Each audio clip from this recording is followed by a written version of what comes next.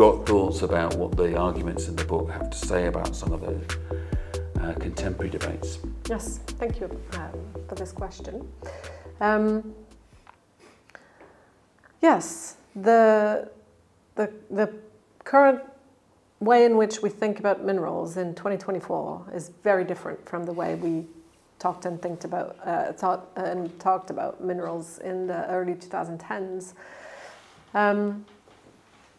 In many ways, the story I tell about China's vulnerability, perception of vulnerability by Chinese commodity market stakeholders, has been a feature of China's interaction with global commodity markets for decades.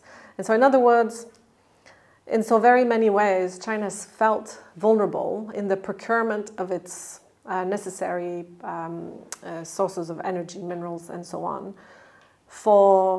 since reform and opening up and before.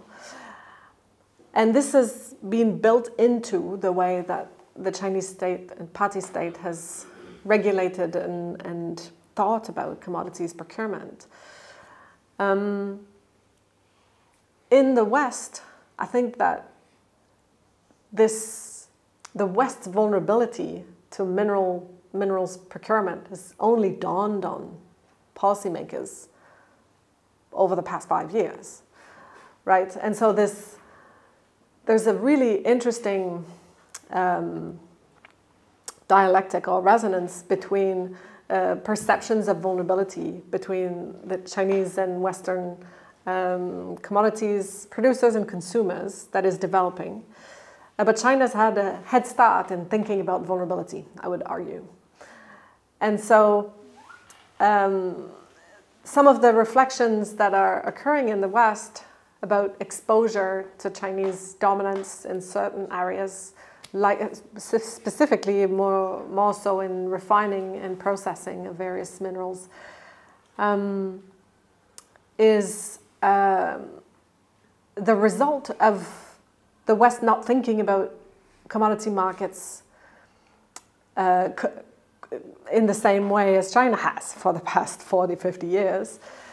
And so the reasons why China has accumulated this dominance in the refining processing segments are very profound and have been building over a very long time. And I think that the various tools and policies that have been announced in the West over the past little while to diminish this vulnerability to Chinese dominance are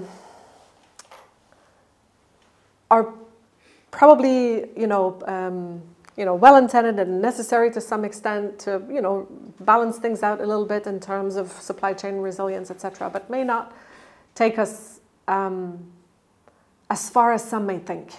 So the dominance in Chinese, for example, refining, processing of copper is over 40% of global activity. Canada has one copper processing plant.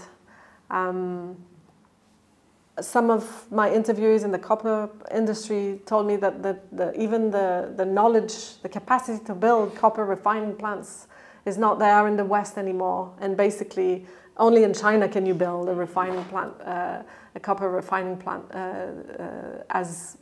in a cost-effective way with the frontier technology today, basically. And so the effort needed is absolutely enormous. And I think that we have, this question is much more profound and complex, I think, than the general discourse about diversification and de-risking would let us believe.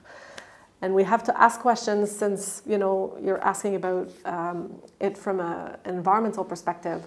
There are all sorts of trade-offs to de-risking, including on the climate front, that I think are not being articulated quite clearly enough to the average voter.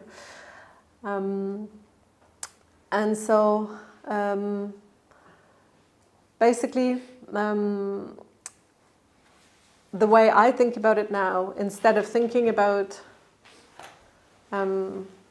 trying to eliminate our vulnerabilities towards China on the critical minerals front, I would rather think about a way to balance each other's vulnerabilities. In other words, China remains vulnerable in so very many ways. We are vulnerable too in many ways. And why don't we try to think about balancing those instead of trying to eliminating those, which I think is not actually a feasible scenario.